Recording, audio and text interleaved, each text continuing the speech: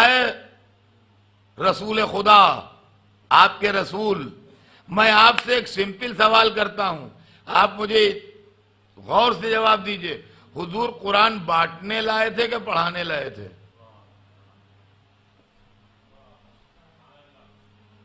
حضور قرآن بانٹنے لائے تھے کہ پڑھانے لائے تھے؟ ان کا اس میں کیا فرق ہے؟ میں نے کہا بہت بڑا فرق ہے. ایک آدمی نے یہاں مجھے اتنی کتابیں دی انگریزی میں، چھوٹی چھوٹی بکلیٹ. کہنے لگا درد آپ سنا یہاں سے آپ نیو یارک جائیں گے؟ میں نے کہا کہنے نیو یارک میں بٹوا دیجیے گا اسے، نیو یارک میں بٹوا دیجیے گا. مجھے انگریزی نہیں آتی تھی. میں نے کہا اس میں لکھا کیا ہے؟ کہنے لگے کربلا کے اوپر مضمون ہے، اچھا مضمون ہے، ہم لوگوں نے چھپوایا ہے، بٹوا رہے ہیں. مجھے اس سے بحث نہیں اس میں لکھا کیا ہے. میرا فرض یہ ہے کہ کسی ایماندار آدمی کے ہاتھ میں دوں تاکہ وہ ایمانداری سے وہاں لوگوں کو بانٹ دے. میرا فریضہ ختم. حضور قرآن بانٹنے لائے تھے کہ پڑھانے لائے تھے؟ اس لیے کہ اگر بانٹنے لائے تھے تو ضروری نہیں کہ قرآن میں جتنا علم ہے وہ ان کے پاس ہو، لیکن اگر پڑھانے لائے تھے تو عزیزان گرامی اگر آپ کسی جگہ کوئی کتاب پڑھانے کی نوکری کرتے ہیں تو آپ کا اخلاقی فریضہ ہے کہ اس کتاب پر آپ کو عبور ہونا چاہیے. تو قرآن خود کہتا ہے یعلمہم الکتاب، کتاب کی تعلیم دے. تو اس کا مطلب پڑھانے لائے تھے.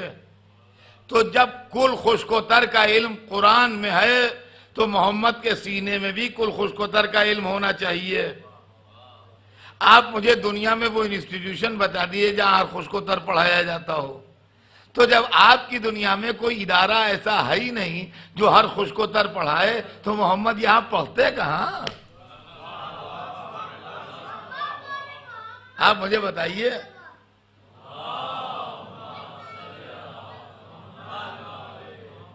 پڑھتے کہاں یہاں؟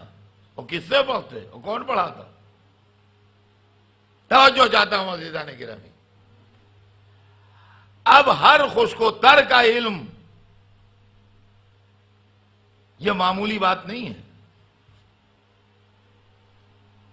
دیکھیے مٹی کا بنا انسان ہر خشک و تر کے علم کا حامل نہیں ہو سکتا. آپ ایک سبجیکٹ پڑھ سکتے ہیں، آپ پوری لائبریری نہیں پڑھ سکتے ہیں. اور ایک سبجیکٹ پڑھ کے بھی اس کی کسی ایک برانچ میں آپ کا اسپیشلائزیشن ہوگا، پورے سبجیکٹ پر آپ کی گرفت نہیں ہوگی. سمجھے آپ؟ اس کا مسئلہ آسانی سے یوں سمجھیے کہ یہ سوسائٹی جو ہے اس کے بہت سے پلان ہیں، یہ کریں گے وہ کریں گے، اسکول بنائیں گے اور یہ کریں گے اور لائبریری بنائیں گے، اور یہ 50 پلان. تو ان کا ایسا کرتے ہیں کہ یہ بلڈنگ تو ہمارے پاس ہی ہے، اسی پہ ہم ایک تو یہ منزل بنی ہوئی ہے 49 اسٹوری اس پہ اور بنا دیں، 50 اسٹوری کی بلڈنگ بن جائے گی تو ہمارا سارا پروجیکٹ اسی میں آ جائے گا. 49 مالے اس پہ اور بنا دیں. اب جو انجینئر کو بلایا اس نے کہا یہ نہیں بن پائے گا، اس لیے کہ آپ کی یہ بلڈنگ جو ہے اور یہ لوڈ بیئرنگ وال جو ہیں اور یہ کنسٹرکشن جو ہے اس میں 49 مالے کا بوجھ اٹھانے کا دم نہیں ہے. جب آپ اس سے زیادہ لوڈ رکھیں گے نا تو یہ دیواریں سب کریک ہو جائیں گی اور یہ پوری بلڈنگ کولیپس ہو جائے گی. آپ کا لگا پیسہ بھی جائے گا اور جانے بھی جائیں گی. آپ 50 اسٹوری کی بلڈنگ بنائیے مگر گراؤنڈ زیرو سے بنائیے، نیچے سے یہ طے کر کے کہ ہمیں 50 اسٹوری تک لے جانا ہے تو بن جائے گی، لیکن اسی پر نہیں بنے گی. اگر آپ اسی ایگزسٹنگ بلڈنگ کے اوپر 49 مالے اور بنانا چاہیں تو یہ نہیں بن سکتے ہیں، اس لیے کہ اس کے اندر دیواروں میں اور کنسٹرکشن میں اتنا دم نہیں ہے کہ 49 مالے کا بوجھ برداشت کر لے. تو عزیزان گرامی مٹی کے بنے انسان میں اتنا وزن نہیں اور طاقت نہیں ہے کہ علم قرآن کو برداشت کر لے. لہذا ضروری ہے کہ اس کے واسطے نورانی پیکر ہو جو قرآن کے بوجھ کو برداشت کرے. اس لیے کہ رسول کے پاس ہر خشک و تر کا علم ہے اور اول و آخر کا علم ہے، تو ہر ایک کے بس میں نہیں ہے. اب ذرا سنیے گا شان رسالت جو ہمیں معصوموں سے ملی ہے اور جو ہمیں قرآن سے ملی ہے. تو ایک طرف، اب توجہ سنیے گا، مذہب کی ضرورت یہ کہتی ہے کہ رہبر کے سینے میں پورا علم قرآن ہو. یہ نیڈ ہے، یہ ضرورت ہے مذہب کی، جو کہتی ہے کہ رہبر کے سینے میں پورا علم قرآن ہو. دوسری طرف مذہب کی پالیسی یہ کہتی ہے کہ چونکہ مذہب میں جبر نہیں ہے، لا اکراہ فی الدین، لہذا رہبر ہمارا جیسا ہو. اس لیے کہ اگر اس مٹیریل کا بنا ہوا آ گیا نورانی، تو ہم تو اس مٹیریل کے بنے ہوئے ہیں، اور نبی آیا اس مٹیریل کا بنا ہوا جس کا سورج ہے. تو رات کو آیا 12 بجے تو دن ہو گیا، اور چہرہ اس کا دیکھا نہیں جا رہا ہے، آنکھیں جو ہے وہ خیرہ ہوئی جا رہی ہیں. ان کا رسول آ گئے تو اس چمک دمک کو دیکھ کے بوکھلا کے وہ حضور کلمہ پڑھوائیے. تو اللہ سمجھا بوجھا کلمہ چاہتا ہے، بوکھلایا وہ کلمہ نہیں چاہتا ہے. سمجھے آپ؟ بوکھلایا وہ کلمہ نہیں. تو پالیسی کہتی ہے کہ شکل و صورت میں، چلنے پھرنے میں، اٹھنے بیٹھنے میں، کھانے پینے میں ہمارا جیسا ہو. ضرورت یہ کہتی ہے کہ نورانی ہو، اس لیے کہ مٹی کا بنا اتنے علم کا بوجھ اٹھائے گا نہیں. تو یہ ایک ایسٹ ہے ایک ویسٹ ہے، یہ طے کیسے ہو؟ یہ دونوں کنارے جڑے کیسے؟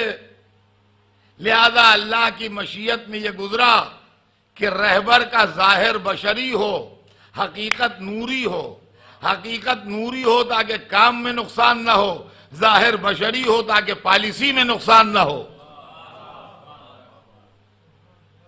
سنیے گا آپ اس کو ذرا، اس منزل کو. حقیقت نوری ہو اور ظاہر بشری ہو. لہذا اب جو میں کہہ رہا ہوں اس کو غور سے سنیے گا. کسی کو اگر اس کے سلسلے میں کوئی کلیریفیکیشن چاہیے ہو تو میں تیار ہوں، اور اتنے ہی کا ذمہ دار ہوں جتنا میں پڑھوں. اب آگے تک سوچ لیں، اس کا میں ذمہ دار نہیں ہوں. پالیسی کہتی ہے کہ ہمارا جیسا ہو تاکہ ہم اجنبیت نہ محسوس کریں، یہ نہ محسوس کریں کوئی الگ کا آدمی ہے اور بوکھلا کے کلمہ پڑھ لیں. ضرورت کہتی ہے کہ نورانی ہو تاکہ پورے علم قرآن کا بوجھ اٹھا سکے. اللہ نے ان دونوں مصلحتوں کو پیش نظر رکھ کے یہ فیصلہ کیا کہ ان کا ظاہر تو بشری ہو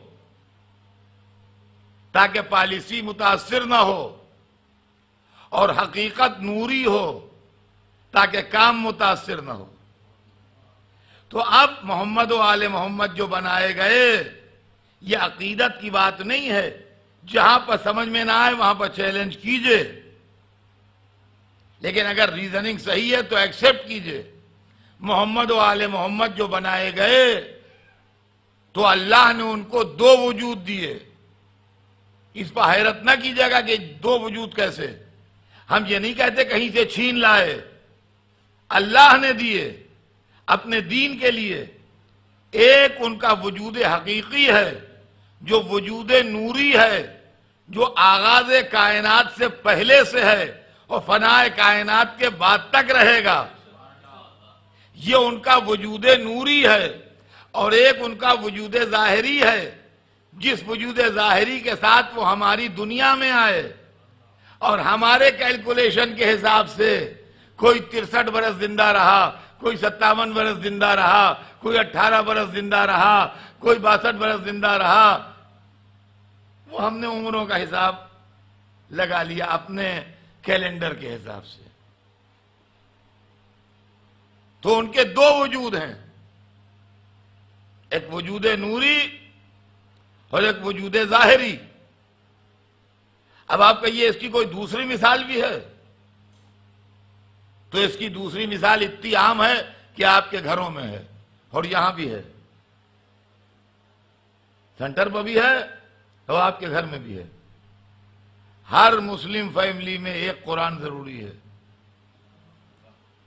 پر فیملی قرآن کی ایک کاپی ہر مسلم فیملی میں ہے، اور انشاءاللہ آپ کے سینٹر میں بھی ہے کہ نہیں؟ ہم بھی مسلمان ہیں، ہمارے یہاں بھی ہے، اور پشتینی مسلمان ہیں باپ دادا کے وقت سے، تو پرانا رکھا ہوا ہے، اور ایک پرانی میز پر رکھا ہے والد مرحوم کے زمانے سے، جس کا دل چاہتا ہے کھولتا ہے، پڑھتا ہے، پھر وہیں رکھ دیتا ہے۔ ایک دن ہم پڑھ رہے تھے تو اس میں آیت ملی کہ لو انزلنا ھذا القرآن علی جبل لرأیتہ خاشعا متصدعا من خشیۃ اللہ، یہ قرآن وہ ہے کہ اگر ہم پہاڑ پر اتار دیں تو پہاڑ سرما ہو جائے گا۔ کئی بار پڑھی، ٹرانسلیشن دیکھا، جب اطمینان ہو گیا کہ ہم کچھ غلط نہیں پڑھ رہے ہیں تو قرآن بند کیا۔ ایک مولانا سے ہماری پرانی دوستی تھی، ان کے یہاں گئے، کہا حضرت غرض لے کے آئے ہیں۔ انہوں نے کہا کہ بتاؤ۔ ہم نے کہا ہمیں اصلی والے قرآن کی زیارت کرا دیجئے۔ ہم نے آنکھیں نکالی، کہنے کہ اصلی والا کیا، قرآن ایک ہی ہے، دو نہیں ہے۔ میں نے کہا نہیں، دو ہیں، ایک نہیں ہے۔ کہنے کیا بکتے ہو، قرآن دو نہیں ہے، ایک ہے مسلمانوں میں۔ میں نے کہا نہیں صاحب، دو ہیں۔ کہنے پاگل ہوگا، قرآن دو نہیں ہے، ایک ہے۔ میں نے کہا میرے کیا وہ نہیں ہے، میرے کیا دوسرا والا ہے۔ کہنے کہ اب دو آئی نہیں تو دوسرا والا کیسا بھائی، قرآن ایک ہی ہے۔ میں نے کہا نہیں، میں ابھی پڑھے ہوئے آ رہا ہوں کہ قرآن وہ ہے کہ اگر پہاڑ پر اترے تو سرما ہو جائے۔ میرے کیا برسوں سے ایک پرانی میز پر رکھا ہے، آج تک ایک پایا نہیں ٹوٹا ہے۔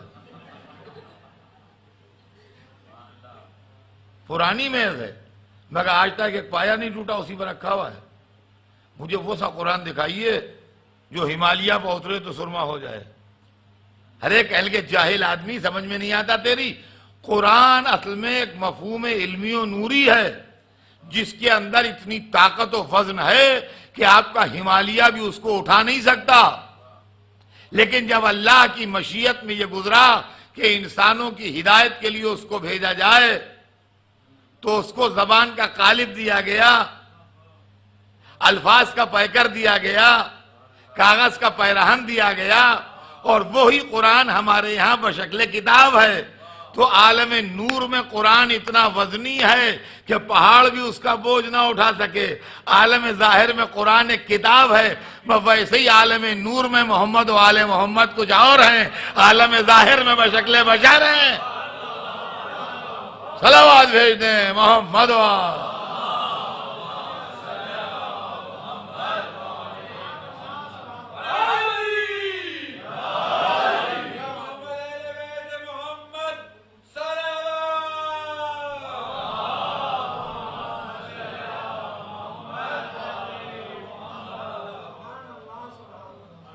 اب آپ واضح ہوئی بات آپ کو، اور وہ بھی قرآن کا ویٹ معلوم نہیں ہے آپ کو، اس لیے کہ آپ کے دنیا کی سب سے مضبوط چیز پہاڑ ہے۔ پہاڑ سے زیادہ کوئی دوسری چیز آپ کی دنیا میں مضبوط نہیں ہے۔ یہ مثال کی مجبوری تھی کہ جو پہاڑ کی مثال دی، لیکن یہ نہیں کہا کہ پہاڑ اٹھا لے گا، پہاڑ سرما ہو جائے گا۔ اس لیے اللہ قرآن کا ویٹ اتنا ہے کہ ہمالیہ بھی اپنی مضبوطی کے ساتھ اس کو اٹھا نہیں سکتا۔ تو عزیزان گرامی، جیسے قرآن ہے ویسے قرآن کے ساتھی اہل بیت ہیں، ان کو بھی اللہ نے اپنے مذہب کے لیے دو وجود دیے ہیں، ایک وجود نوری ہے اور ایک وجود ظاہری ہے۔ وجود ظاہری میں ہمارے حضور حضرت عیسیٰ کے 570 برس کے بعد آئے، اور لونر کیلنڈر کے حساب سے ہماری عزت افزائی یہ ہوئی کہ 63 برس ہمارے بیچ میں رہے، اور اس کے بعد اس خاکدان عالم سے رخصت ہو گئے۔ یہ حضور کا وجود ظاہری ہے جو ہماری عزت افزائی کے لیے بھیجے گئے تاکہ ہم زیارت کر لیں، دیکھ لیں، ہاتھ چوم لیں، پیچھے نماز پڑھ لیں، مسئلہ پوچھ لیں. لیکن حقیقت محمد یہ نہیں ہے. حقیقت محمد کیا ہے؟ اب سنیے حقیقت محمد. دیکھیے بہتیرے اعتراضات جو لوگ بڑے نتنے پھلا کے اور منہ بنا کے کرتے ہیں وہ جہالت کا سبب کرتے ہیں. آپ اور محمد والے محمد کو پہچانیے گا، آپ میں ہے کیا؟ ان کے سامنے تو ایسا پڑھ دیتے ہیں اور خدا بنا دیتے ہیں. آپ پہلے بندوں کو تو پہچان لیجئے، خدا تو بعد میں سمجھ میں آئے گا. یہ حضور کا وجود ظاہری ہے جو اس دنیا میں آئے اور 63 سال رہے. اور وجود حقیقی کیا ہے کہ ارشاد ہوا اول ما خلق اللہ نوری، سب سے پہلے جو خالق نے شے خلق کی وہ میرا نور تھا. یہ محمد کا وجود حقیقی ہے. توجہ سنیے گا. اب یہاں پر آن کے لفظوں کا دم ٹوٹنے لگتا ہے، الفاظ کی طاقت ختم ہو جاتی ہے، بیان لڑکھڑانے لگتا ہے. اس لیے کہ جو لفظ ہم استعمال کرتے ہیں وہ غلط ہو جاتی ہے. اگر ہم کہیں دنیا میں سناٹا تھا تو نہ دنیا تھی نہ سناٹا. اگر ہم کہیں اندھیرا تھا تو اندھیرا بھی مخلوق. اگر ہم کہیں ویرانی تھی تو ویرانی بھی مخلوق. اس لیے کہ جو اول مخلوق کی بات ہو رہی ہے نا تو جتنا مخلوق ہے کچھ تھا ہی نہیں، بس اللہ ہی اللہ، اور نہ زمان نہ مکان، کچھ نہیں، نہ اسپیس نہ ٹائم، کچھ نہیں. فرماتے اول ما خلق اللہ نوری، سب سے پہلے اللہ نے میرا نور خلق کیا. اس نے خلق کیا. کب خلق کیا؟ کب کا سوال ہی نہیں، اس لیے کہ کب میں نکلتا ہے زمانہ، زمانہ تھا نہیں. کہاں خلق کیا؟ کہاں کا سوال نہیں. کہاں میں نکلتی ہے جگہ، جگہ تھی نہیں. یا نور جانے یا اللہ جانے، اس کے علاوہ تیسرا کوئی نہ جانے. اللہ پڑھانے لگا، یہ پڑھنے لگا. وہ سکھانے لگا، یہ سیکھنے لگا. وہ علم دینے لگا، یہ علم دینے لگا. وہ کمالات عطا کرنے لگا، یہ کمالات حاصل کرنے لگا. یہاں تک کہ مخلوق نے اتنا لے لیا جتنا مخلوق لے سکتا ہے. مخلوق نے اتنا لے لیا جتنا مخلوق لے سکتا ہے. اب سنیے، بنانے والا بھی ایک، بننے والا بھی ایک، خالق بھی ایک، مخلوق بھی ایک. اب دنیا بنے گی تو بڑا کنفیوژن ہوگا، اس لیے کہ دنیا آنکھیں کھول کے دونوں کو دیکھے گی، بلکہ جو اصلی ہے وہ دکھائی نہیں دے گا، اسی کو دیکھے گی. تو سب کلمہ اسی کا پڑھیں گے جو دکھائی دے رہا ہے.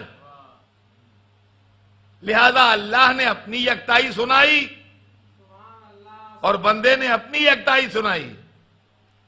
اللہ بھی ایک اور وہ جو خلق ہوا نور وہ بھی ایک. ہماری اردو زبان چھوٹی زبان ہے، ہمارے پاس الفاظ نہیں ہیں اتنے جو ہم بات کر سکیں. عربی بڑی زبان ہے. عربی میں ایک کے لیے لفظ واحد بھی استعمال ہوتا ہے اور لفظ احد بھی استعمال ہوتا ہے، لیکن دونوں کے میننگ میں فرق ہے. احد وہ اکائی ہے جو ڈیوائیڈیبل نہیں ہے.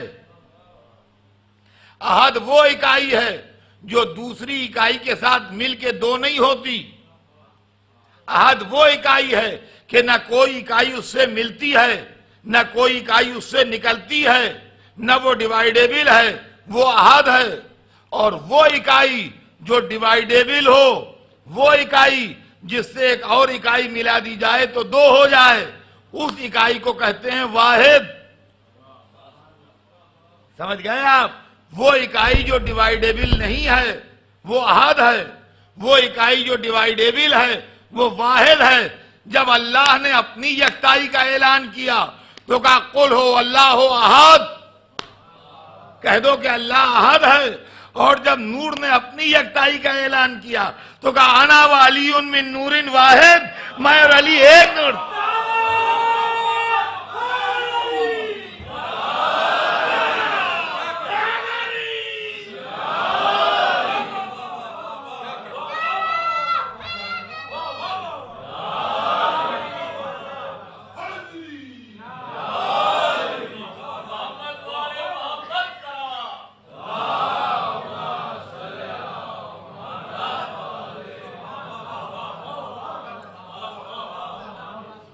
میں بھی ایک ہوں۔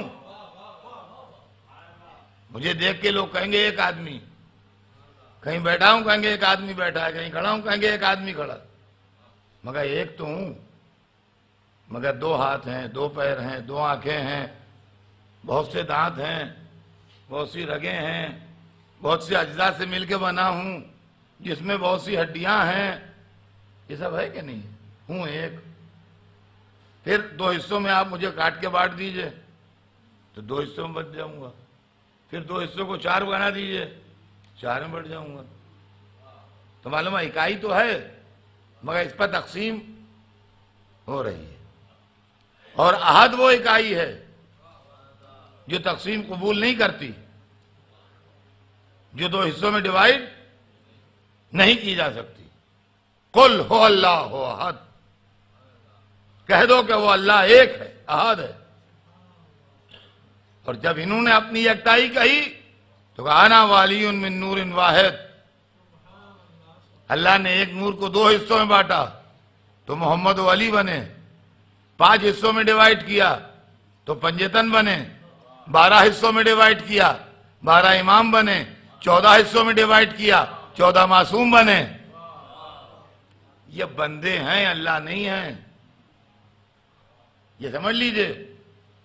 یہ بندے ہیں، اللہ نہیں ہیں، مگر ہمارے جیسے بندے نہیں ہیں۔ یہ وہ بندے ہیں کہ جس آئینے پر دست قدرت نے جلا کی ہے۔ اب دھوکہ کیا ہوا نصیری وغیرہ کو، وہ بھی سن لیجئے۔ دن کے 12 بجے ہوں اور یہاں میدان میں جب سورج بالکل سر پہ ہو، آپ ایک اتنا بڑا آئینہ لے جا کے رکھ دیجئے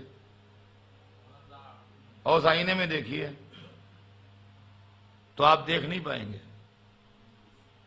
اس لیے کہ سورج آئینے میں دکھائی دے رہا ہوگا۔ جیسے آپ یوں نہیں دیکھ پائیں گے ویسے یوں نہیں دیکھ پائیں گے، نہ آپ یوں دیکھ پائیں گے لیکن اوپر سورج چمک رہا ہے، اور جب پلٹ کے آئینہ دیکھیے گا تو وہاں بھی وہی سورج چمک رہا ہے، مگر سورج وہاں ہے یہاں نہیں ہے، وہاں سورج ہے یہاں جلوہ ہے۔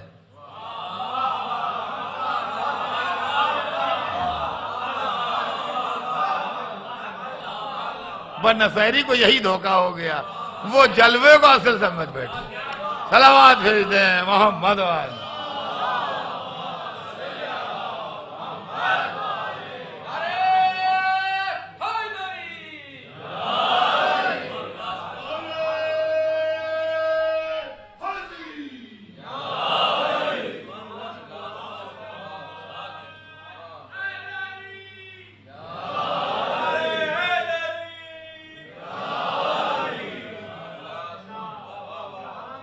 تو عزیزان گرامی سورج چمک رہا ہے، سورج چمک رہا ہے، آئینے میں نہیں دیکھ سکتے۔ اب آپ کو میں ایک دوسری بات بتاؤں، پتہ نہیں آپ کی نالج میں ہے یا نہیں ہے، میں نے چونکہ زندگی کی بہت ٹھوکریں کھائی ہیں اس لیے بہت چیزیں دیکھی ہیں۔ یہ لوگ جو شیشے کا کام کرتے ہیں، پتہ نہیں آپ کبھی ملے ہیں شیشے والوں سے کہ نہیں، ان کے پاس ایک قلم ایسا ہوتا ہے، سو یوں لکیر کھینچتے تو شیشہ کٹ جاتا ہے۔ وہ کسی شیشہ والے کو بلا کے اسے کہ بھیا اس آئینے کے 2 ٹکڑے کر دو، وہ بیچ سے آئینے کے وہ قلم سے کھینچتے ہیں لکیر، اس کو کرتے ٹوٹ جاتا ہے وہ، 2 ٹکڑے کر دیں، ان دونوں ٹکڑوں کو رکھ دیجئے، تو اب کیا ہوگا؟ آدھا سورج ادھر آدھا ادھر دکھائی دے گا؟ ہاں؟ اب بتائیے، پہلے تو اتنا بڑا آئینہ تھا تو اس میں پورا سورج دکھائی دے رہا تھا، اب آپ نے اس کو بیچ سے ڈیوائیڈ کر کے 2 حصوں میں بانٹ دیا، اب 2 ٹکڑے رکھے آئینے کے، تو اب کیا ہوگا؟ آدھا ادھر آدھا ادھر؟ کہا نہیں صاحب، دونوں میں ایک ایک سورج دکھائی دے گا۔ اب سمجھے آپ؟ ایک ہوگا جب بھی وہی جلوہ، 2 ہوں گے وہی جلوے، 5 ہوں گے وہی جلوہ، 14 ہوں گے وہی جلوہ۔ صلوات بھیج دیں محمد وا۔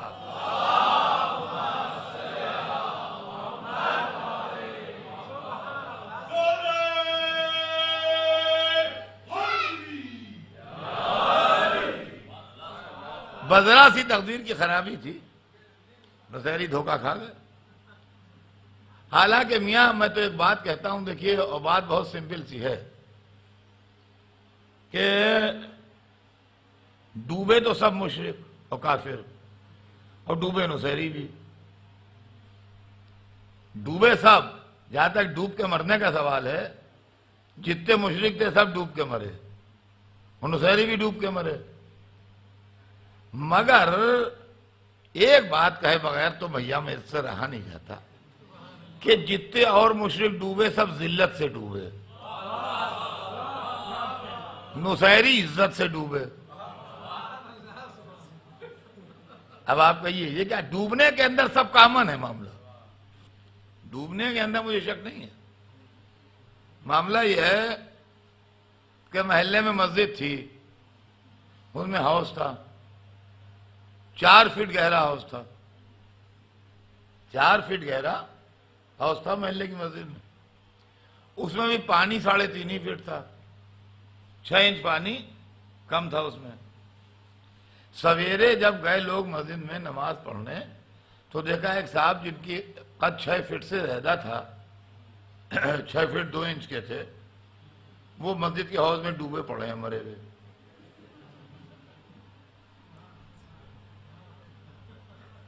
تو اب سمجھ میں نہیں آیا کہ 3.5 فٹ پانی میں 6 فٹ کا آدمی ڈوبے گا کیسے؟ مگر فیکٹ یہ ہے کہ وہ اس میں مرے پڑے تھے، ان کی میت پڑی تھی مسجد کے ہاؤس میں۔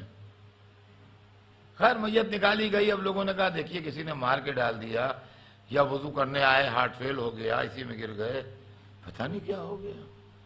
خیر جب پوسٹ مارٹم کی رپورٹ آئے گی تو پتہ لگے گا، لیکن عقل میں نہیں آ رہا ہے کہ 6 فٹ کا آدمی اور 3.5 فٹ پانی میں ڈوبا کیسے؟ سمجھ رہے ہیں آپ؟ دماغ کام نہیں کر رہا ہے کہ تو 6 فٹ سے 2 انچ زیادہ تھے، یہ 3.5 فٹ پانی میں ڈوب کیسے گئے؟ مگر فیکٹ یہ ہے کہ ڈوب گئے، اور ان کی لاش ہاؤس کے اندر سے نکالی گئی۔ اور ایک جگہ صاحب بہت بڑا دریا، مجھے یہاں کے دریاؤں کے نام تو معلوم نہیں، لیکن جیسے ہندوستان میں گنگا یا پاکستان میں سندھ، اس پائے کا دریا تھا، دریائے سندھ یا دریائے گنگا جیسا، اور وہ بھی برسات میں طغیانی آئی ہوئی تھی۔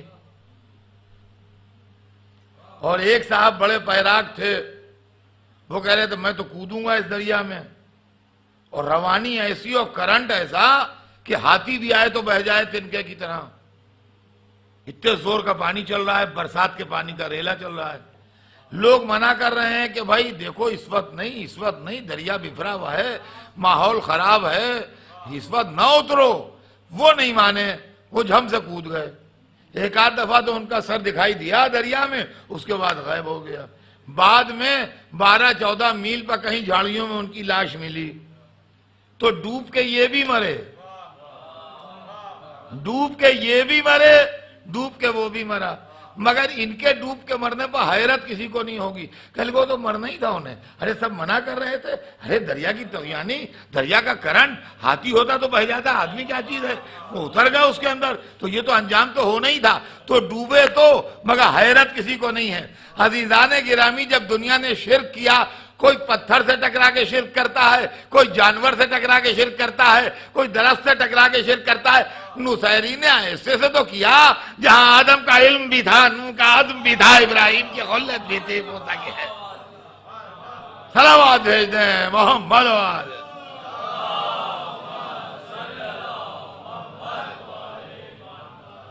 فضائل کا دھارا اتنا تیز تھا کہ بوکھلا کے بندے کو خدا کہہ دیا۔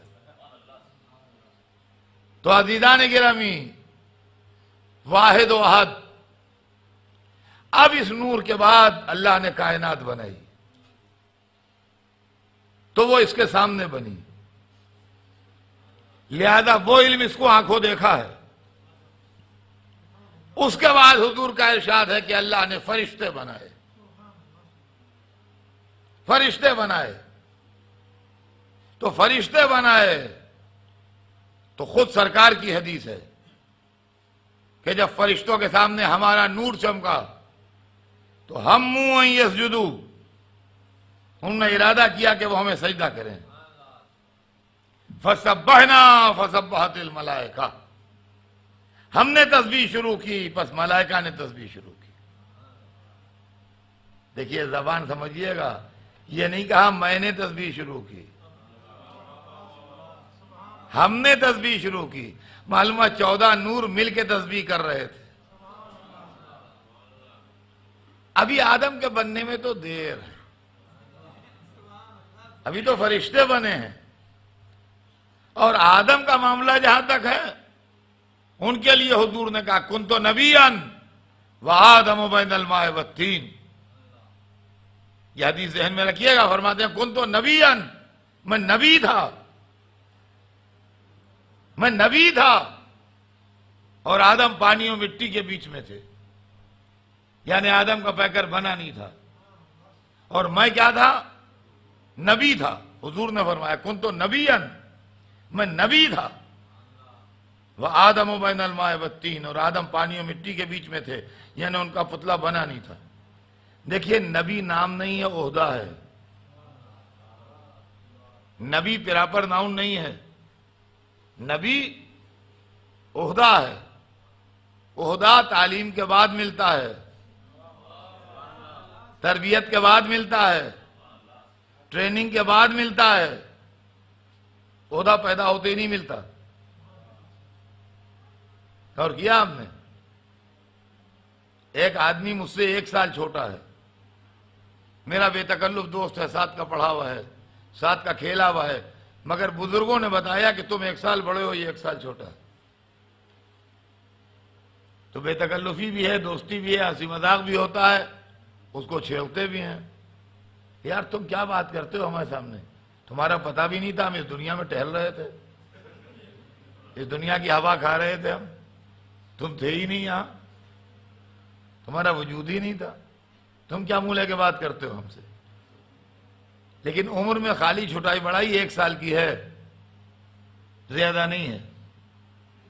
اور ایک لڑکے سے میں نے کہا کہ بیٹا تم کیا بات کرتے ہو، جب تم پیدا بھی نہیں ہوئے تھے جب میں پرنسپل تھا وہاں، تو اب سال بھر کی چھٹائی بڑھائی نہیں ہے، اس لیے کہ سال بھر کا بچہ کہیں پرنسپل نہیں ہو جاتا ہے۔ تعلیم ہوئی ہوگی، امتحان ہوئے ہوں گے، سلیکشن ہوا ہوگا، سینئرٹی آئی ہوگی، اس کے بعد کسی منزل پر جا کے بنے ہوں گے پرنسپل۔ حضور یہ نہیں کہتے کہ میں تھا وہ آدم نہیں تھے، کنت نبیًا، میں نبی تھا اور آدم نہیں تھے۔ تو آدم تو کہہ نہیں سکتا کہ ہم محمد جیسے، آدمی کیا منہ لے کے کہے گا ہم محمد جیسے۔ تو عزیزان گرامی، یہ ہے نور محمد و آل محمد، جس کو اللہ نے اپنی قدرت سے خلقت آدم سے پہلے خلق کیا اور اس کو نوازا۔ اب کوئی صاحب یہ دماغ میں نہ لائیں، دیکھیے میں چاہتا ہوں کہ ایک سٹنگ میں بیان میرا مکمل ہو کہ صاحب یہ آپ نے کہاں سے پڑھ دیا؟ اگر صاحب سورس اس کا کیا ہے آپ کا؟ سورس ہے قرآن، سورس ہے قرآن، سمجھے آپ؟ ہمارے بیان کا سورس جو ہے وہ قرآن ہے۔ قرآن نے ہمیں گائیڈ لائن دی ہے جو ہم یہ سوچ رہے ہیں، جو آپ کے سامنے اتنی دیر تقریر کی ہے۔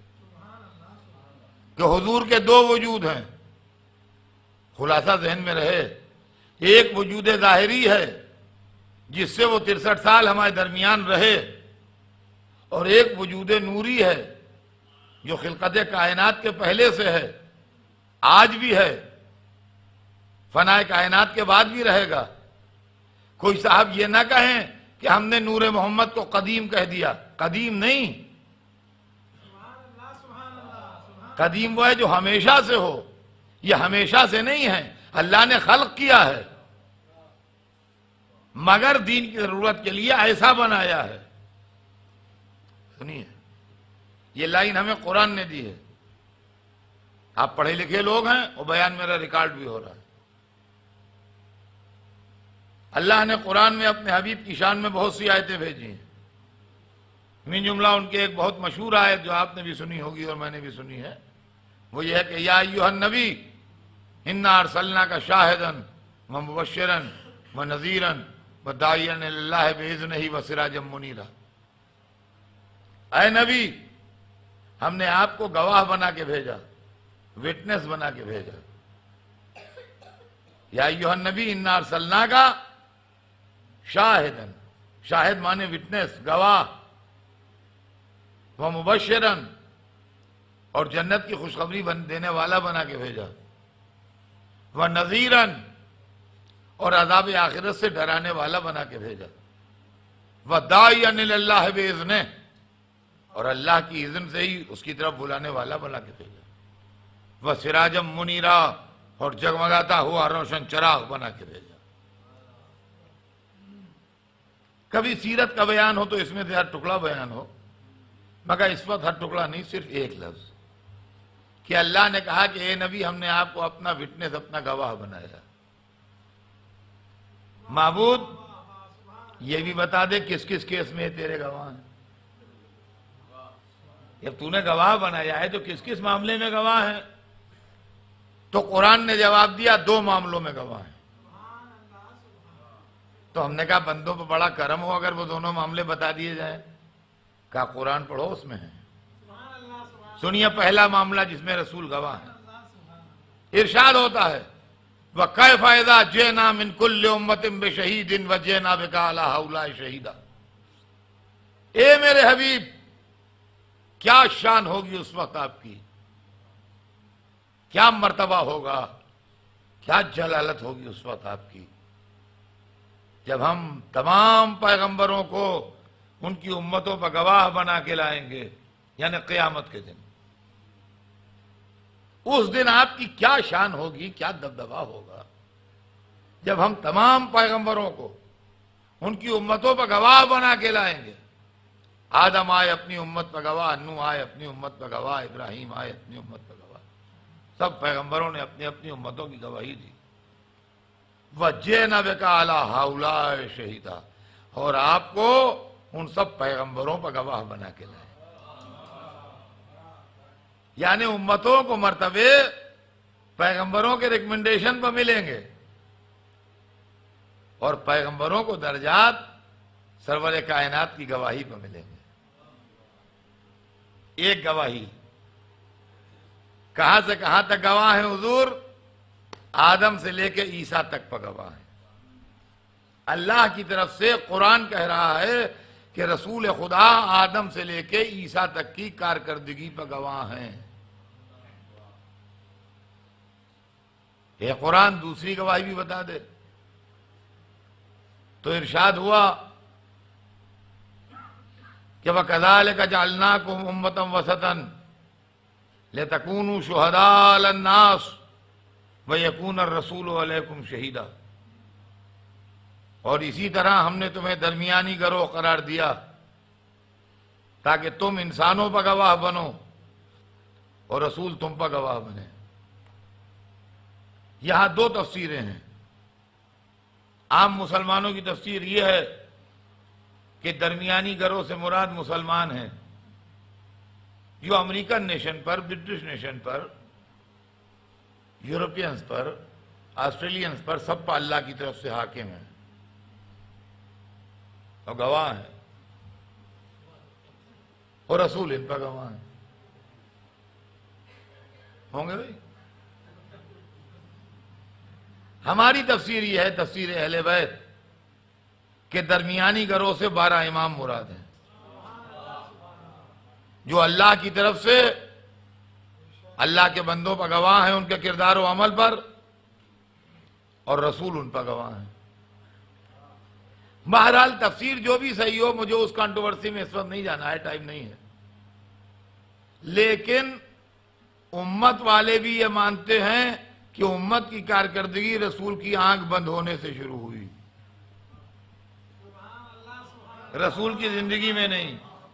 اماموں والے بھی مانتے ہیں کہ اماموں کی کارکردگی رسول کی رحلت کے بعد سے شروع ہوئی، رسول کی زندگی سے نہیں۔ تو اللہ نے 2 کیسوں میں اپنے حبیب کو گواہ بنایا، ایک پیدائش سے پہلے، ایک رحلت کے بعد۔ معبود یہ کیا تماشا ہے؟ آدم سے لے کے عیسیٰ تک کی کارکردگی وہ گواہ ہیں، اور عیسیٰ کے 570 برس بعد پیدا ہو رہے ہیں، ہمارے کردار و عمل پر گواہ ہیں، اور ہمارے پیدائش سے 1400 برس پہلے رحلت کر گئے ہیں۔ یہ قرآن کوئی کھیل کر رہا ہے، مذاق کر رہا ہے، وہ بھی رسول کے ساتھ، تماشا بنا رہا ہے وہ بھی اللہ کے حبیب کے ساتھ۔ آپ قانون نہ جانتے ہوں مگر کامن سینس تو ہر ایک میں ہے۔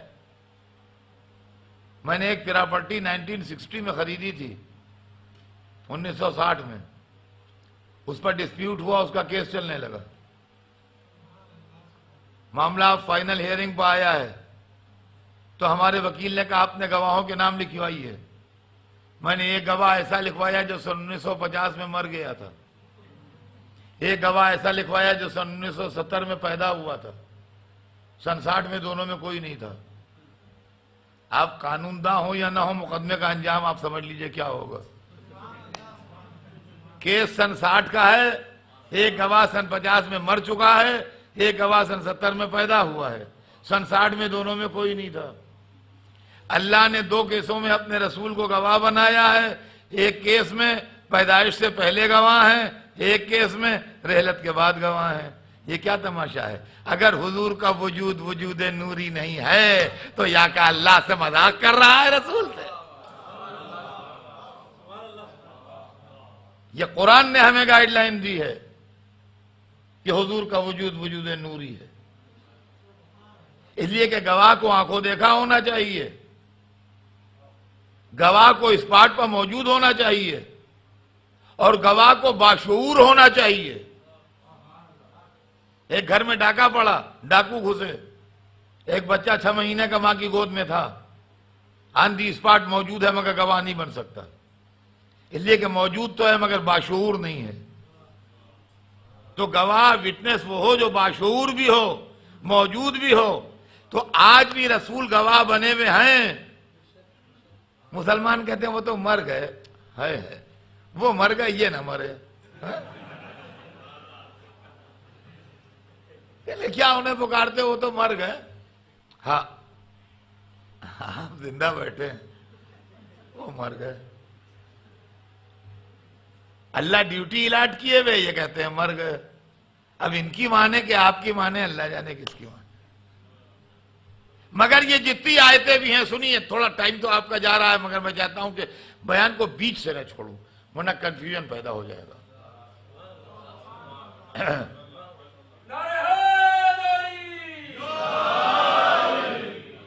یہ جتنی آیتیں ہیں یہ رسول کے لیے ہیں، اس میں آل کا ذکر نہیں ہے۔ کیا رسول ہی ہیں یا کوئی اور بھی ہے؟ اب آئیے، گواہ کا ذکر ہے تو قرآن میں ایک گواہ کا ذکر اور ہے، قرآن میں ایک گواہ کا ذکر اور ہے، اور وہ گواہ رسول کا گواہ ہے۔ اور یہ واضح رہے کہ کنتو نبیًا، میں نبی تھا، وہ آدم پانی و مٹی میں تھے، آدم بنے نہیں تھے، میں نبی تھا۔ قرآن میں ایک آیت ہے کہ یقول الذین کفروا لست مرسلا، یہ کافر کہتے ہیں آپ رسول نہیں ہیں۔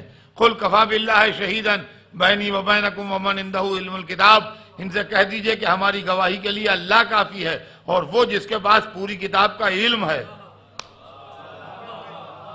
اے اللہ تو اکیلا کافی تھا، یہ دوسرے کو شریک کیوں کیا؟ اب اللہ کی مصلحت اللہ جانے، رسالت کی گواہی دینے میں تو خالی کافی نہیں، مسلمان کہتے ہیں قرآن کافی ہے، اب جس کی مانی ہے، یہ آپ کے سوچنے کی بات ہے۔ اللہ کافی ہے اور وہ جس کے پاس پوری کتاب کا علم ہے، نام نہیں لیا، صفت بتا دی کہ محمد کی رسالت کے دو گواہ ہیں، ایک وہ جو اللہ ہے اور دوسرا وہ جس کے پاس پوری کتاب کا علم ہے۔ اب عالم ڈھونڈیے، یہ دوسرے بزرگ وہی تو نہیں تھے جو اس دن ممبر پر بیٹھے سلونی کہہ رہے تھے؟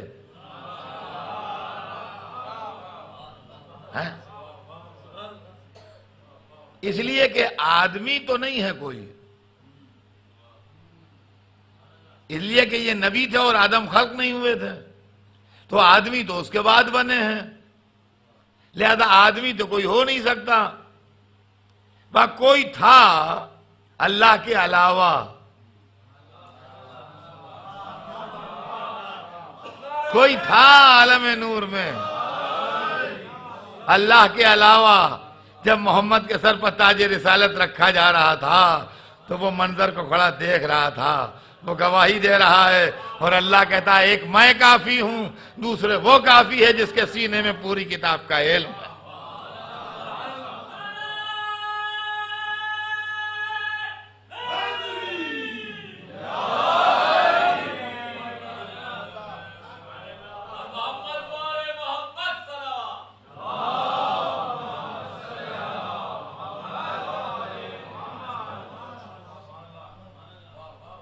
اچھا، اب یہ تو پتہ لگ گیا کہ علی ادھر ہیں، اس کونے پر محمد کے ساتھ حالت نور میں علی بھی ہیں، ومن عندہ علم الکتاب، جس کے بعد پوری کتاب کا علم ہے۔ اب آئیے اس کونے پر ہیں، اینڈ پر جہاں دنیا ختم ہو رہی ہے، اس لیے کہ رسول تو امت وسط کے گواہ بن کے اس اینڈ پر بھی ہیں، وہ بھی ہیں اس اینڈ پر۔ چونکہ بات پوری قرآن سے ہو رہی ہے، لہذا حدیث نہ آئے بیچ میں تو اچھا ہے، حالانکہ کوئی حرج نہیں ہے اگر آئے، مگر قرآنی آئے تو بہتر ہے۔ ایک سورہ آپ سب کو قریب قریب زبانی یاد ہوگا بہتوں کو، آخری سورہ جو 30ویں پارے میں ہے، چھوٹے چھوٹے سب کو یاد ہوتے ہیں، قیامت کا ذکر ہے۔ ارشاد ہو رہا ہے بسم اللہ الرحمن الرحیم، اذا زلزلت الارض زلزالها واخرجت الارض اثقالها وقال الانسان ما لها يومئذ تحدث اخبارها بان ربك اوحى لها۔ وہ دن جب زمین کو زور زور سے جھٹکے دیے جائیں گے، اذا زلزلت الارض زلزالها، اس زمین کو زور زور سے جھٹکے دیے جائیں گے، اور وہ جھٹکے اتنے زبردست ہوں گے، وہ زلزلہ ایسا زبردست ہوگا کہ زمین کے سینے میں جو کچھ ہے وہ اگل دے گی۔ وَأَخْرَجَتِ الْأَرْضُ أَثْقَالَهَا، زمین جو بوجھ اپنے سینے میں لیے ہے، کلیجہ پھٹ جائے گا زمین کا اور وہ اگل دے گی۔ وَقَالَ الْإِنسَانُ مَا لَهَا، اس وقت انسان پوچھے گا تجھے کیا ہو گیا ہے، کیا کر رہی؟ ایسا لگتا ہے جیسے گھوڑے سوار گھوڑا اچھل کود کرنے لگے تو ڈانٹے۔ یہ نہ سمجھیے گا کہ یہ انسان آپ ہوں گے، اس لیے کہ زلزلہ جو آتا ہے میاں وہ کبھی خدا نہ کرے منٹوں میں نہیں آتا ہے۔ زلزلہ سیلاب یا آندھی کی طرح کی چیز نہیں ہے، 15 سیکنڈ 20 سیکنڈ 22 سیکنڈ 18 سیکنڈ اتنی دیر زلزلہ آتا ہے، اور اتنے میں 70-80 ہزار 1 لاکھ 1.5 لاکھ میتیں چھوڑ کے جاتا ہے۔ یہ ہے کہ نہیں؟ تو جب وہ زلزلہ آئے کہ زمین کا کلیجہ پھٹ جائے اور زمین تلٹ پلٹ ہو جائے، تو کیا ہم ڈرائنگ روم میں چائے کی پیالی لیے بیٹھے ہوں گے؟ کہیں منو مٹی میں نیچے مرے ہوئے دبے پڑے ہوں گے، پتہ بھی نہیں ہوگا۔ کہیں سے کہیں تک وجود ہی نہیں، نام و نشان نہیں۔ اس وقت انسان پوچھے گا تجھے کیا ہو گیا ہے؟ فقال الانسان ما لہا، انسان کہے گا تجھے کیا ہو گیا ہے؟ وہ انسان اتنا وی آئی پی ہے کہ جیسے ہی اس نے ڈپٹ کے زمین سے پوچھا تجھے کیا ہو گیا ہے، تو یومئذ تحدث اخبارہا، وہ دن زمین اپنی رپورٹ دینے لگے گی، جلدی جلدی اپنی خبریں بیان کرنے لگے گی۔ یہاں پر مجلس ہوئی تھی، یہاں پر نماز پڑھائی گئی تھی، یہاں پر حصہ بٹا تھا، وہاں پر ایک آدمی نے ایک آدمی کو مارا تھا، وہاں پر ایک آدمی نے ایک آدمی کو قتل کر دیا تھا، جلدی جلدی اپنی رپورٹ دینے لگی۔ اور اپنی طرف سے نہیں، بِأَنَّ رَبَّكَ أَوْحَىٰ، اس لیے کہ تیرے رب نے وحی کی ہے۔ کیا انسان پوچھ رہا ہے، بولتی نہیں؟ بول۔ بِأَنَّ رَبَّكَ أَوْحَىٰ، اس لیے کہ تیرے رب نے زمین پر وحی کی ہوگی۔ کہ انسان پوچھ رہا ہے، بول نہیں رہی ہے، رپورٹ دے اپنی۔ اب سمجھے آپ یہ انسان کون ہے؟ تفسیر میں لکھا ہے کہ انسان سے مراد علی ابن ابی طالب علیہ السلام ہے۔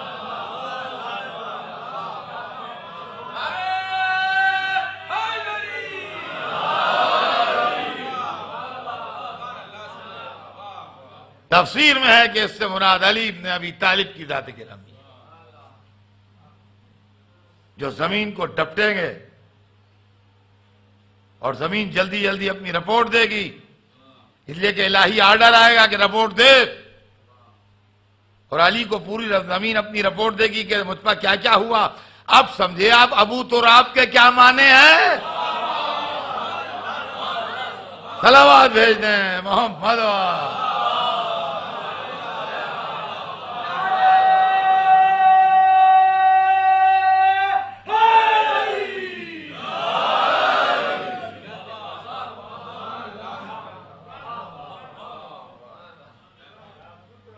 تو وہ رہبر جو ہدایت کے لیے آئے،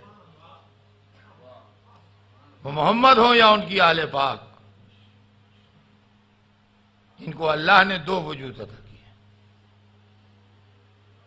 ایک وجود نورانی ہے جو ان کا وجود حقیقی ہے، اور ایک وجود ظاہری ہے جو پروردگار نے مصلحت کے تحت ان کو عطا کیا ہے۔ زندگی رہی تو سلسلہ بیان آگے بڑھے گا۔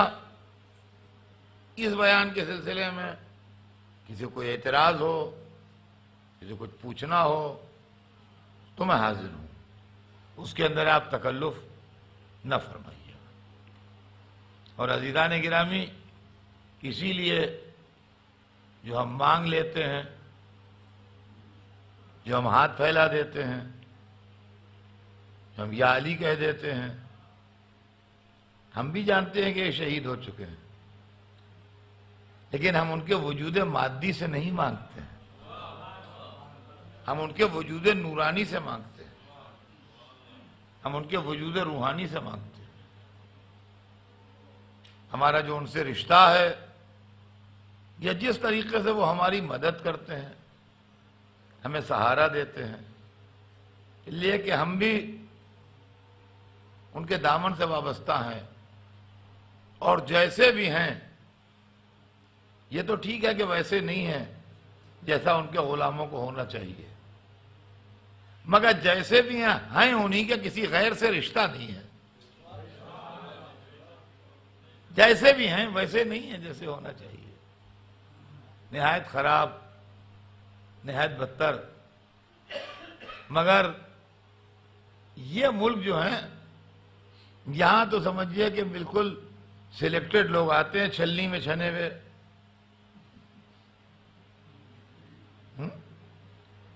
پڑھے لکھے، کوالیفائیڈ، ہر ایک اپنے وقت کا کولمبس۔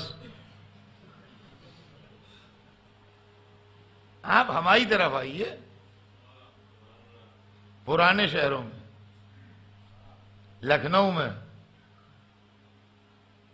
الہ آباد میں، حیدرآباد میں، لاہور میں، پنجاب کے شہروں میں، جہاں بڑے بڑے حصے بٹتے ہیں، مجلسیں ہوتی ہیں، تو ایک طبقہ تو سلیکٹڈ آتا ہے، پڑھے لکھے علماء، شعراء، وکلاء، ڈاکٹرز، ہائیلی ایجوکیٹڈ لوگ، معززین، شرفائے شہر، محترم لوگ، اجلے پوش، اور حصہ لینے کے لیے ایک طبقہ اور بھی آتا ہے. بہت بڑا گروہ ہوتا ہے جو آتا ہے حصے والا. وہ کالے کالے لوگ، کالے کالے بچوں کو گود میں دبائے ہوئے، جے ہیں ان سب کو لیے ہوئے کہ بھائی سب کو جے آئیں گے بھائی حصے ملیں گے نا. اور وہ ہلڑ بھی کرتے ہیں، چیختے بھی ہیں، چنگھاڑتے بھی ہیں، لڑتے بھی ہیں، آپس میں مار پیٹ بھی کرتے ہیں، چپ بھی کرائے جاتے ہیں، ڈانٹے بھی جاتے ہیں اگر ان کی ڈسٹربنس کی آواز مجلس تک آ رہی ہوتی ہے. لیکن بعد میں وہی جب بٹتا ہے تو سب کو ملتا ہے. تو یہ سمجھیے علی کے چاہنے والوں میں بھی ایک سے ایک بڑے لوگ، ایک سے ایک اجلے پوش لوگ، ایک سے ایک ہائیلی کوالیفائڈ لوگ. یہ سلمان آ رہے ہیں، یہ ابوذر آ رہے ہیں، یہ مقدار ہیں، یہ عمار ہیں، یہ مالک اشتر ہیں، یہ محمد ابن ابی بکر ہیں، یہ کربلا والے ہیں، یہ مولا ہیں، یہ علماء ہیں، یہ سید رضی ہیں، یہ سید مرتضیٰ ہیں، یہ شیخ مفید ہیں، یہ شیخ صدوق ہیں. ایک سے ایک وہ تو ہی ہیں. اب ہم کون ہیں؟ ہم وہ قدر ہیں جو حصہ لینے جمع ہوئے.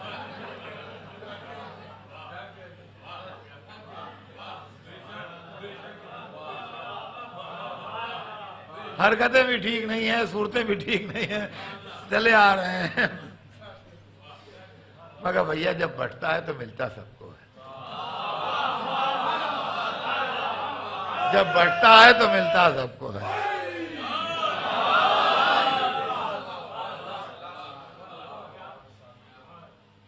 ہمارے یہاں لکھنؤ میں تو شاہی امام باڑے ہیں نوابین اودھ کے بنوائے ہوئے. ان میں وہ گروہ بہت آتا ہے. ایک بار روٹی سالن بٹتا ہے، پلاؤ زردہ بٹتا ہے، یہ سب بٹتا ہے. تو ان کو وہاں لکھنؤ کی ٹیپیکل زبان میں قدر کہتے ہیں. پتہ نہیں اس لینگویج کو آپ سمجھتے ہیں نہیں سمجھتے ہیں، یا اور جگہ استعمال ہوتی ہے نہیں.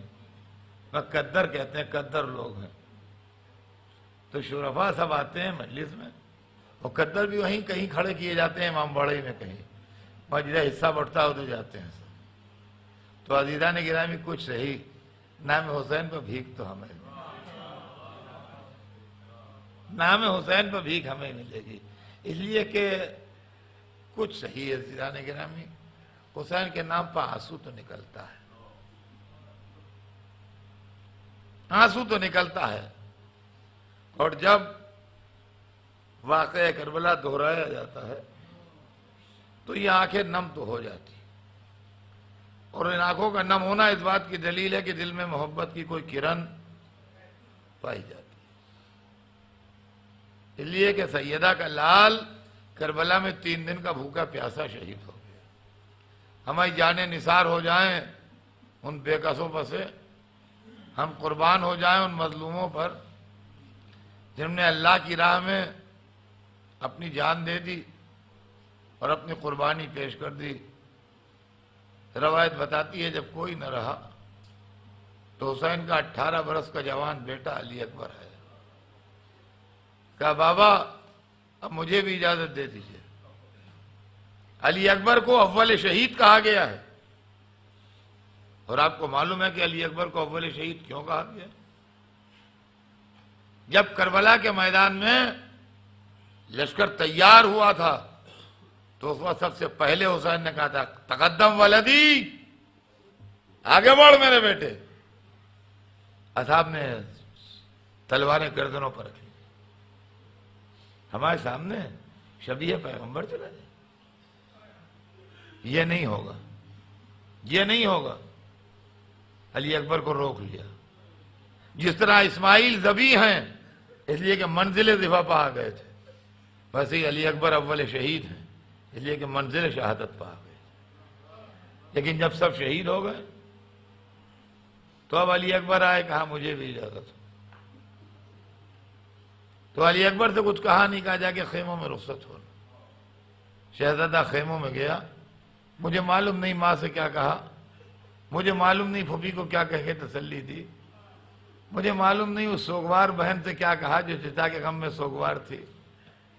مجھے اتنا معلوم ہے شہزادہ نکلنا چاہتا تھا، خیمے کا پردہ اٹھتا تھا اور گرتا تھا، اور آخر میں علی اکبر یوں نکلے جیسے بھرے گھر سے جنازہ نکلتا ہے. باپ کے سامنے آئے، باپ نے سر پر خود رکھ کے کہا جاؤ بیٹا جاؤ۔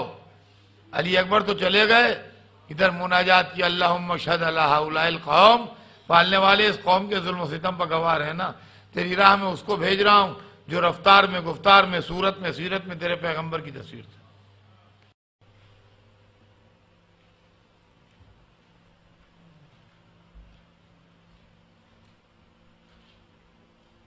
اعوذ باللہ السمیع العلیم من الشیطان اللعین الرجیم، بسم اللہ الرحمن الرحیم، الحمد للہ رب العالمین، والصلاة والسلام علی سیدنا و شفیعنا ابی القاسم محمد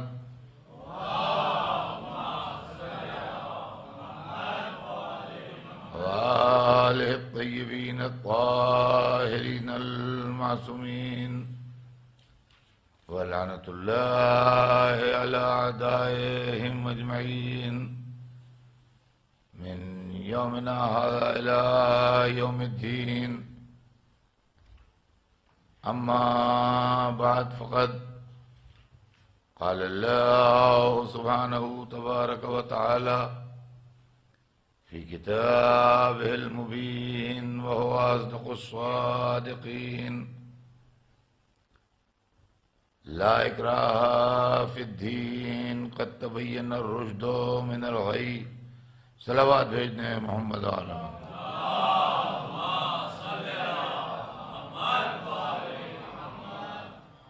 ارشاد اقدس سے جناب رب العزت ہے کہ دین کے معاملے میں کوئی جبر نہیں ہے، دین میں کوئی زبردستی اور زیادتی نہیں ہے، ہدایت کو گمراہی سے الگ کر کے بتایا جا چکا ہے۔ عزیزان گرامی، سلسلہ کلام ذہن عالی میں ہوگا، ہمارے آپ کے درمیان کل گفتگو شان رسالت پر تھی، اور اس گفتگو کا خلاصہ یہ تھا، سمری اس کی یہ تھی کہ اللہ نے اپنے رسول کو اس لیے بھیجا کہ وہ قرآن کی تعلیم دیں۔ یہ بات قرآن پاک میں لکھی ہوئی ہے، اور قرآن میں دنیا کے سب علم ہیں، اور قرآن ایک ایسی لائبریری ہے جتنی بڑی لائبریری دنیا میں کہیں موجود نہیں ہے، اور مٹی کے بنے انسان کے بس میں یہ نہیں ہے کہ پوری لائبریری پڑھ لے یا اتنا علم کا بوجھ اٹھا لے۔ لہذا رسول کا نورانی ہونا دین کی ضرورت ہے کہ اگر رسول نورانی نہ ہوگا تو اتنے علم کو نہیں اٹھا سکتا اور اتنا علم نہیں حاصل کر سکتا جتنے علم کی دین کو ضرورت ہے۔ اور اس سلسلے میں سپورٹ میں نے قرآن مجید کی 2 آیتیں پیش کی تھیں۔ ایک آیت میں اللہ نے ان کو گواہ بنایا تھا، حضرت آدم سے لے کے حضرت عیسیٰ تک، کہ آپ ان کی کارکردگی پر گواہ ہیں روز قیامت، اور دوسری آیت میں اللہ نے ان کو گواہ بنایا تھا امت وسط پر، درمیانی گروہ پر، کہ آپ قیامت تک ان کے اوپر گواہ ہیں۔ حضرت آدم سے لے کے حضرت عیسیٰ تک کے نبی حضور کی ظاہری پیدائش سے پہلے آ کے چلے گئے، اور امت وسط حضور کی رحلت کے بعد وجود میں آئی۔ تو یہ کون سی عقل میں آنے والی بات ہے اور کون سی سمجھ میں آنے والی بات ہے کہ آپ کسی آدمی کو کوئی ڈیوٹی الاٹ کیجئے تو یا تو اس کے مرنے کے بعد اس کو ڈیوٹی الاٹ کیجئے، یا پیدائش سے پہلے آپ کسی کے لیے کہہ دیجئے کہ وہ فلاں جگہ آفیسر ہے جو 200 برس بعد پیدا ہوگا، تو سوائے اس کے کہ لوگ ہنسیں گے اور مذاق اڑائیں گے، اس کے علاوہ اس کے اندر کوئی اور جان بات میں نہیں ہے۔ آج بات آگے بڑھے گی، لیکن بات کے آگے بڑھنے سے پہلے ہمارے بچوں کی طرف سے ایک سوال ہے، میں ذرا سا اس کو 2 منٹ میں ایکسپلین کر دوں، اس کے بعد بات آگے بڑھاؤں گا کہ صاحب وہ پوچھتے ہیں کہ سب پیغمبر مرد ہی کیوں ہوئے، عورتیں پیغمبر کیوں نہیں ہوئی؟ تو اس کے اندر اور طلب چند باتیں ہیں. دیکھیے، اس کی وجہ یہ ہے کہ جہاں تک عورتوں کے رتبے اور عظمت کا سوال ہے، وہ عورتوں کو ملا، اور جہاں تک تاج عصمت ان کے سر پر رکھے جانے کا سوال ہے، وہ پیغمبروں کے سلسلے میں ایک بی بی ہیں جناب مریم، جن کے سر پر تاج عصمت رکھا گیا، اور اماموں کے سلسلے میں ایک بی بی ہیں جناب فاطمہ، جن کے سر پر تاج عصمت رکھا گیا. اس کا مطلب یہ ہے کہ عورتوں کی عزت افزائی کے لیے اور ان کے مرتبے کو سمجھنے کے لیے اتنی بات کافی ہے کہ اللہ نے ان کو وہی مرتبہ عطا کیا جو مردوں کو دیا. یعنی معصوم ہونا یہ ایسنشل کوالیفیکیشن ہے نبوت یا امامت ملنے کی. تو انہوں نے وہ ایسنشل کوالیفیکیشن جو تھی وہ تو حاصل کر لی. اب اس کے بعد ان کو نبی کیوں نہیں بنایا گیا یا ان کو امام کیوں نہیں بنایا گیا، اس کے اندر کچھ ٹیکنیکل پرابلمز ہیں. اور سب سے بڑی ٹیکنیکل پرابلم جو آتی ہے وہ آتی ہے حجاب کی، کہ اگر وہ نبی یا امام بنا دی جاتی تو وہ اس طریقے سے گاؤں گاؤں، قریے قریے، شہر شہر، تنہا، اکیلے، راتوں میں